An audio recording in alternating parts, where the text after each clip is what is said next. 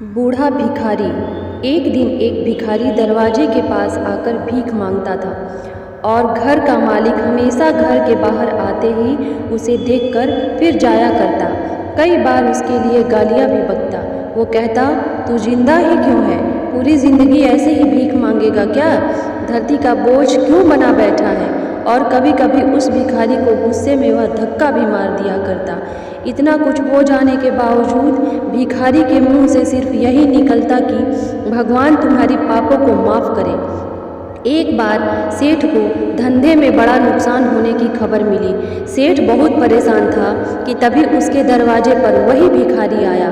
गुस्से में अपना आपा खोते हुए सेठ ने उस भिखारी को पत्थर दे मारा। पत्थर लगने के कारण भिखारी का सर फूट गया और उसके सर से खून बहने लगा। फिर भी दर्द से कराहते हुए भिखारी ने इतना ही कहा, भगवान तुम्हारे पापों को माफ़ करे। भिखारी वहाँ से चला गया। सेठ सोच में पड़ गया। भिखारी को पत्थर मारा, फिर भी उसने सिर्फ प्रार्थना की। सेठ का गुस्सा शांत हुआ। तब भिखारी का रहस्य जानने के लिए सेठ ने भिखारी का पीछा करना शुरू कर दिया। भिखारी जहाँ जहाँ जाता, सेठ उसके पीछे पीछे जाता। सेठ ने देखा कि कोई उसको खाना देता है, कोई उसको मारता, कोई अपमानित करता तो कोई गाली देता। लोग भिखारी के साथ चाहे जैसा व्यवहार करते, लेकिन भिखारी सबके लिए एक ही प्रार्थना करता, भगवान तुम्हारे पाप माफ़ करे। अब रात होने को आई थी।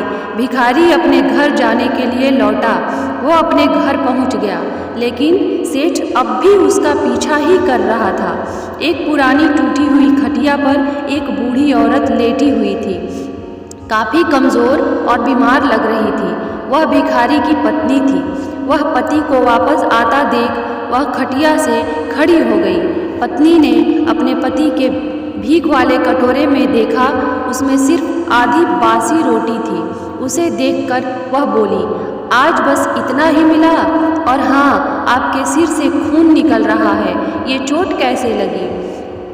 बूढ़ा भिखारी बोला, आज बस इतना ही मिला। किसी ने कुछ नहीं दिया, सबने गालियाँ दी और एक ने पत्थर भी फेंका, इसलिए मेरा सर फट गया। एक गहरी ठंडी सांस लेकर बूढ़ा भिखारी फिर से बोला, यह मेरे ही पापों का फल है। तुम्हें याद है कुछ सालों पहले हम कितने अमीर थे?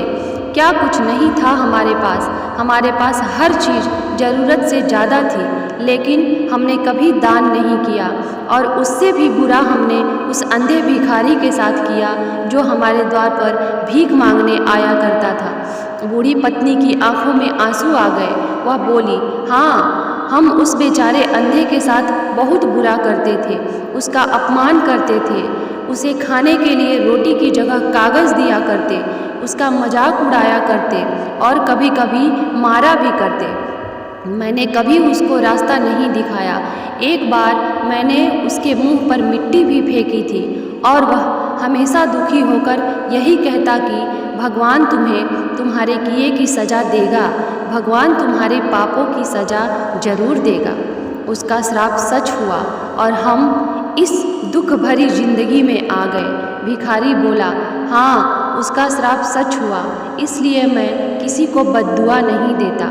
चाहे कोई मेरे साथ कैसा भी बर्ताव करे, मैं हमेशा उसके लिए प्रार्थना करता हूँ। मैं नहीं चाहता कि कोई भी हमारे जैसी ज़िंदगी का अनुभव करे, किसी को भी हमारे जैसे दुखों का सामना करना पड़े।